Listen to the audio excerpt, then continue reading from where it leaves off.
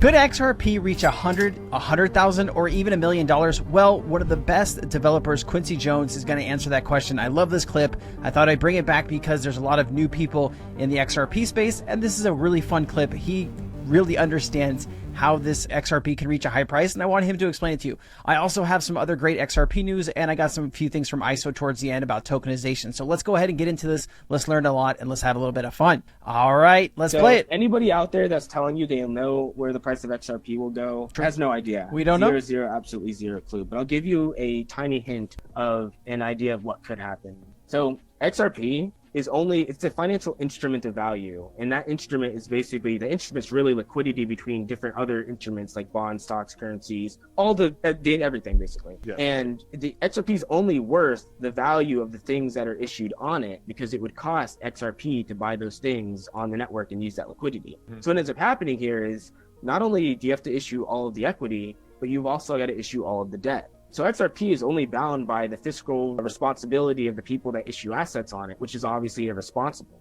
So XRP could be at $100, $100,000, $1 million. It depends on how many assets you want to issue onto the network. So if you wanted to issue, $100 trillion worth of equity, cool. That's a lot of money on the network. What happens if they want to issue another $500 million worth of debt? That also adds value to the network. So there really is a mind-blowing amount of wealth, essentially, that could basically be flowing through these networks that we can't even comprehend because of that debt question of being able to issue more and more and more value in the form of... All right, issuing debt, right? We talk about this often on this channel, tokenizing stocks and bonds. We talk about that a lot too, but check this out. How much debt is there in the world? It's about 300 trillion, I think. 305 trillion. I was off by 5 trillion. So yeah, if central banks wanted to get together and say, hey, we have the old system, we want to issue all of this debt, on the new system, maybe they could do it on the XRP ledger, right? Central banks are going to want to use a similar system. They could use something like Quant, XLM. There's a lot of use cases here,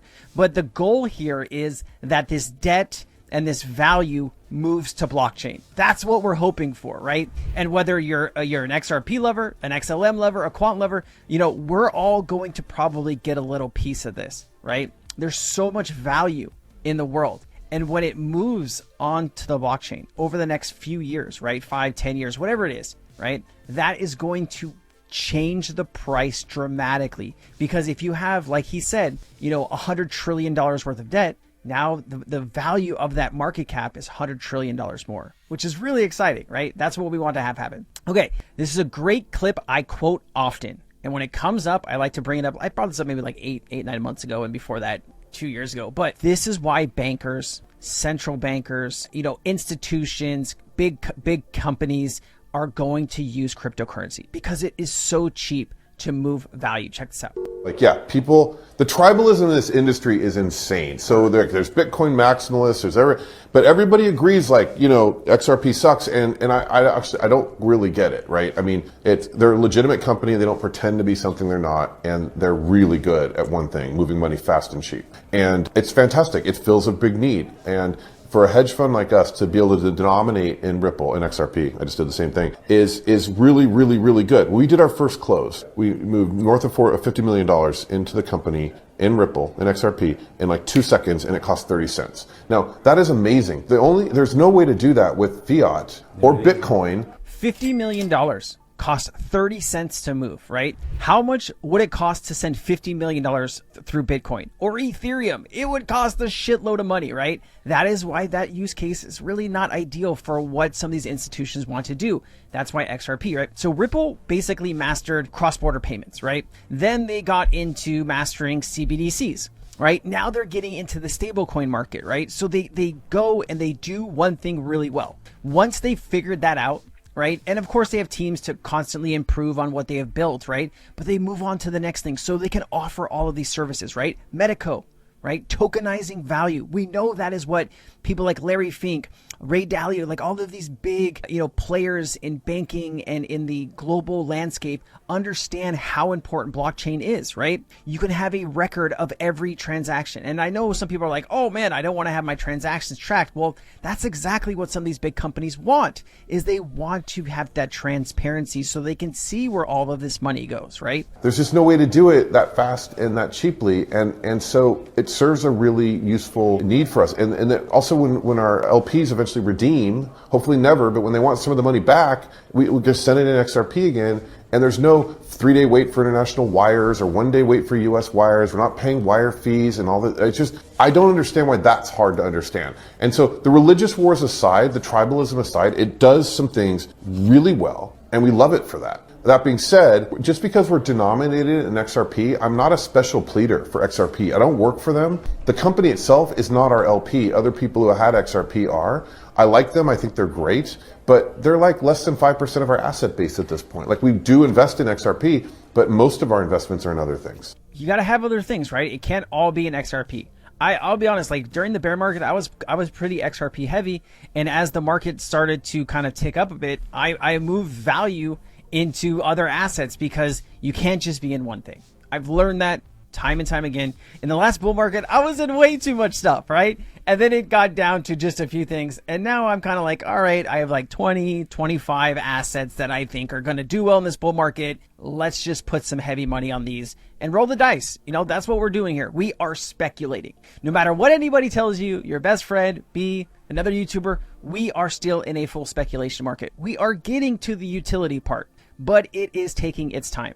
You need regulation. Don't let anybody fool you. If you have stablecoin regulation, if you have some type of crypto regulation where companies can actually, I deal with a lot of companies, blockchain companies because of my job, right? I'm kind of like an interaction between people who want information and projects who want to get information to those people. And so they tell me all the time that they don't want to build in the US, or they don't want to offer their services to US people because it's not clear. And the SEC will go on and say, oh, it's clear. It's clear. It's clear. And if you actually talk with these companies, it's very clear that they're worried, right? I don't know. Scared's probably not the right word. Worried's probably just like underscared. But anyways. Free weekly market updates is what people get on Tuesdays inside of Cryptonaires. I get sent things from everybody under the sun all week long. And I bring the top projects, pre-sales, the top airdrops, seed round opportunities, everything that goes to the top that I think can have real success. I bring those into those free chats. A lot of people come in, they find value, they learn something, they grow a little bit. Obviously, the more time that you can spend understanding what's going on around you on a macro level in crypto is going to be hugely important for your success. If you need help understanding what's going on, there's always a really great community inside of Cryptonaires that you can ask questions, you can get help, you can get guidance with how to research, how to look up stuff, how to do things in the crypto space. It's very, very important that you have a safe space. I'll see you next time. Ripple cooperates with the Eurodollar through its membership in the Digital Euro Association.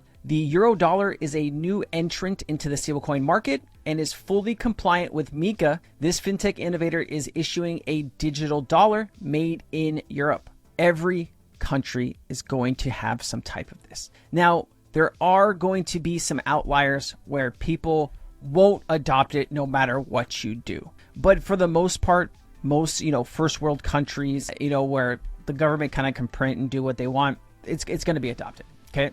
And, I often hear people talking about R3 and Ripple. Let's be clear. R3 did a proof of concept with Ripple and XRP years ago. Since then, they have moved towards like XDC and some other assets. I was doing some research maybe 6 to 8 months ago, and I was like, whoa, wouldn't it be cool if Ripple IPO'd and had just a stupid amount of money where they could go out and maybe buy R3, and what would that cost? And so I was like asking ChatGPT what the value of this was, and it was really hard to kind of figure this out, but they would need a few $1 billion to buy R3. Now, I see people still posting about XRP and R3, and I think Crypto Eerie had a video clip of the somebody from R3 talking about, it was just a proof of concept and they haven't really done much since. That could also change, right? Things could change on a dime, but just, when it comes to R3 and XRP, I think R3 is kind of going a different direction. Express how, hey, I have half of my retirement savings in a combination of XRP, Dogecoin, and God knows whatever coin. So it's been really concerning for me, and I think your platform, Could, has